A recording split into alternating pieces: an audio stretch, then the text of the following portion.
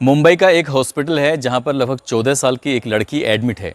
उस लड़की के इलाज के लिए लेडी डॉक्टर, पूछताछ के लिए तो लेडी पुलिस अधिकारी, साफ़ सफाई करने जाएगा तो लेडीज़ डिपार्टमेंट से ही कोई जाएगा। यानी कि उस कमरे के अंदर एंट्री है तो सिर्फ महिला की, लेडीज़ की। इसके अलावा कोई भी व्यक्ति पुरुष नाम से ना तो कोई वहाँ एंट्री होगी, ना ही पुरुष का नाम वहाँ लिया जाएगा। दरअसल वो लड़की पुरुष नाम से इतना भयभीत है, इतनी डरी हुई है कि नाम सामने आते ही लड़की की सांसें ज़ोर ज़ोर से चलने लगती हैं। उसे देखकर ऐसा लगने लगता है जैसे कि वो मर जाएगी। 11 सितंबर की शाम 5 बजे तक भी वो लड़की ज़िंदगी की जंग लड़ रही थी और सांसें उसकी ऐसे ही चल रही हैं। उसे वाकई बहुत सारी प्रार्थना की ज़रूरत है। वो लड़की दिल्ली की निर्भया से कम नहीं, क्योंकि उसके साथ भी कुछ ऐसा ही हुआ है, बल्कि उससे ज़्यादा कहें तो कम नहीं होगा। सैफी, आज की जो ये सच्ची घटना मैं आपको सुनाने जा रहा हूँ, ये सच्ची घटना है महाराष्ट्र के पुणे शहर की। दरअसल यहाँ का एक थाना है बनवाड़ी, और इसी थाने क्षेत्र में रहने वाली एक लड़की जिसकी उम्र 14 साल है। उसके माता और उसके पिता किसी नर्सरी में नौकरी करते हैं, काम करते हैं, पेड़ पौधों की रखवाली उनको तैयार करते हैं। ये 31 अगस्त की रात 10 बजे के आसपास की वारदात है। ये लड़की अपने एक दोस्त से मिलने के लिए पुणे के रेलवे स्टेशन पर पहुंच जाती है। वहां जाकर उस लड़के का इंतज़ार कर रही थी। रात के 10 बज चुके थे, मगर उसका दोस्त नहीं आया, जिसको लेकर वो परेशान होने लगी। अचानक ही उस लड़की पर एक ऑटो वाले की नज़र पड़ जाती है, और जैसे ही ऑटो वाले की नज़र पड़ती है, ऑटो वाला उससे पूछता है कि तुम क्यों रो रही हो, क्यों परेशान हो, क्या मैं तुम्हारी कोई मदद कर सकता हूँ। तो लड़की को एक सहारे की ज़रूरत थी।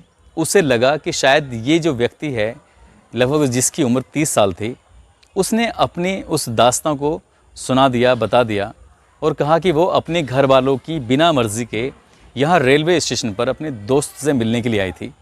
दोस्त नहीं आया, इसलिए वो परेशान है।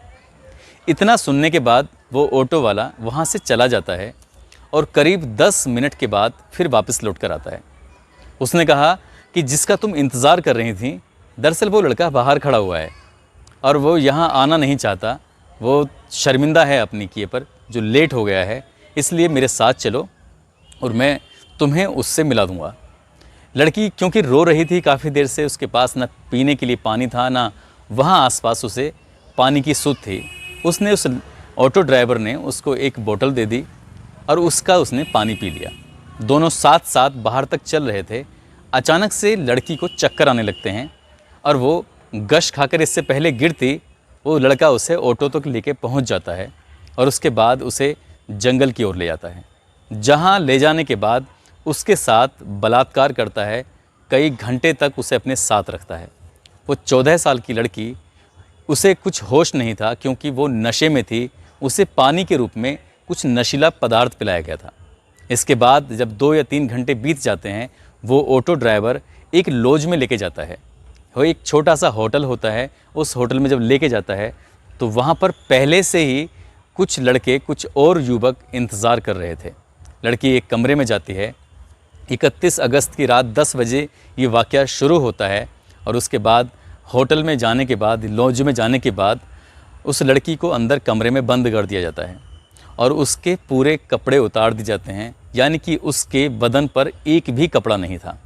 अब वो लड़की शर्मा रही है, परेशान है, और उसके साथ पहले ही बलात्कार हो चुका है। धीरे धीरे उसे होश आता है। तब तक उसके साथ लगभग 12 लड़के बारी बारी से रेप कर चुके थे। दिन निकल आता है और दिन भर यही काम चलता रहता है। एक के बाद एक लड़का आता रहता है और ये सिलसिला लगातार चलता रहता है। शाम हो जाती है, यानी कि इस कमरे के अंदर वो लड़की लगभग 24 घंटे तक रहती है और वो 12 लड़के 24 घंटे तक उसके साथ बलात्कार पर बलात्कार करते रहते हैं। वो भूख से, प्यास से तड़पती रहती है। वो कई बार कहती है कि मुझे खाने के लिए कुछ दे दो, मुझे पीने के लिए पानी दे दो, मगर कोई भी उसकी गुहार नहीं सुनता, उसकी कोई पुकार नहीं सुनता। उसकी चीखों की आवाज़ भी उस कमरे से बाहर जा भी रही थी, तो ना जाने क्यों वो होटल मालिक या वह आसपास के लोग उन आवाज़ों को सुन ही नहीं पा रहे थे। ये भी बताया जा रहा है कि उस लड़की को बार बार इंजेक्शन दिया जा रहा था, नशीली चीज़ें दी जा रही थी, जिससे क्या वो शोर न मचा सके।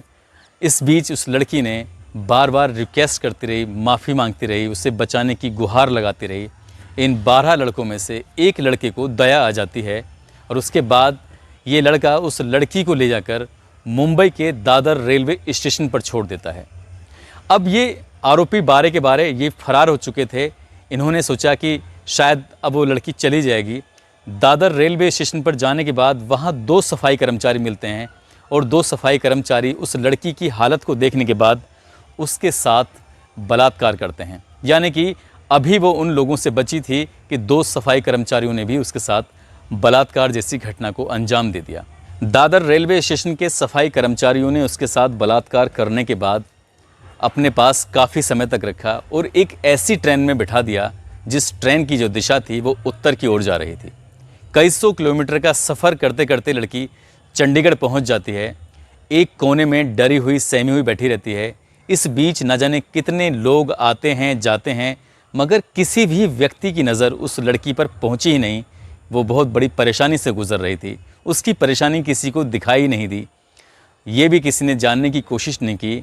48 घंटे से ज़्यादा उसके साथ 12 अलग लोगों ने, 2 सफाई कर्मचारियों ने बलात्कार किया था। उसके साथ इतनी दरिंदगी हुई थी, न जाने क्यों किसी की उस पर नज़र ही नहीं जा रही थी।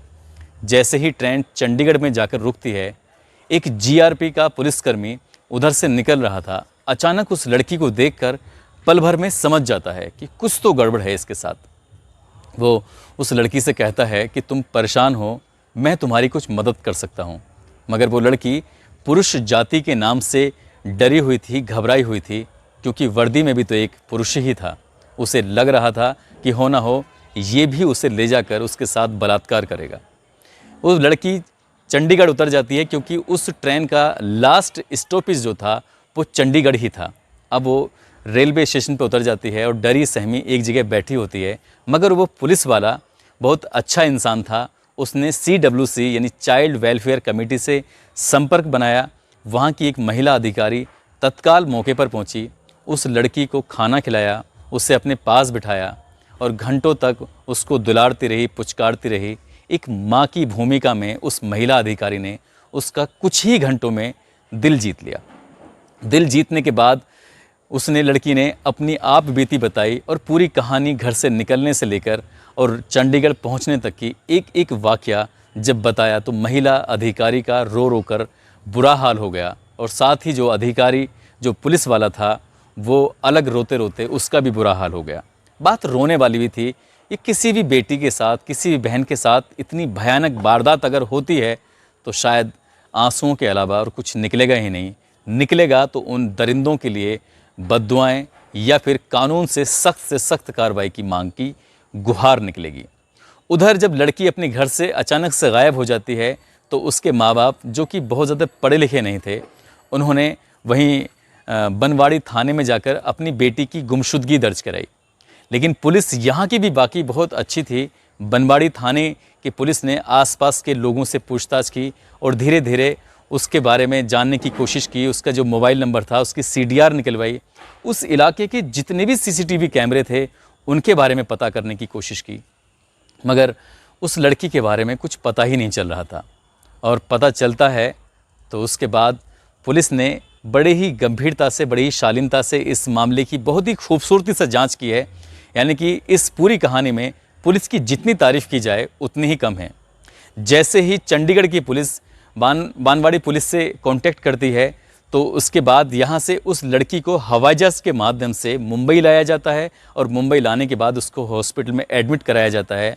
जितना भी स्टाफ है, टोटल के टोटल महिला स्टाफ ही उस लड़की के इलाज में, उसकी खिदमत में, उसकी हर ज़रूरतों को पूरा करने में लगा हुआ है, क्योंकि वो लड़की पुरुष जाति नाम से डरी हुई है, घबराई हुई है। इसके बाद पुलिस ने जो अपने मामले की जांच पड़ताल शुरू की है तो 100 से ज़्यादा CCTV कैमरे को खंगाला गया और खंगालते आखिरकार पुणे के रेलवे स्टेशन पर एक ऑटो जाता हुआ मिलता है। उसी में वो लड़की थी और उसी ऑटो का नंबर उस CCTV में कैद हो जाता है।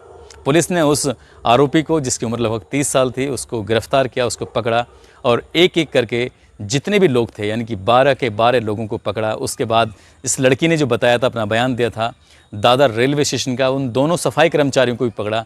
फिलहाल पुलिस ने अभी तक इस मामले में 16 आरोपियों की गिरफ्तारी की है, जो इस केस से सीधे सीधे तौर पर जुड़े हुए हैं। मुंबई पुलिस की प्राथमिकता है कि इस मामले को फास्ट ट्रैक कोर्ट में चलाया जाए, ताकि अगले 10 से 15 दिन में या लगभग 1 महीने में इस केस में निर्णय आना चाहिए और जितने भी दरिंदे हैं, जितने भी आरोपी हैं, सबको फांसी की सज़ा कम से कम होनी चाहिए। मैं सैल्यूट करता हूं उस पुलिस को जो जीआरपी पुलिस का सिपाही था, और मैं उस सैल्यूट करता हूं उस महिला को जिसने इस लड़की का दिल जीता, जिसने उन लोगों को हॉस्पिटल तक पहुंचाया। और मैं सैल्यूट करता हूं उस पुलिस को जिसने इस मामले को महज 5 या 6 दिन में ही खोलकर सबके सामने रख दिया।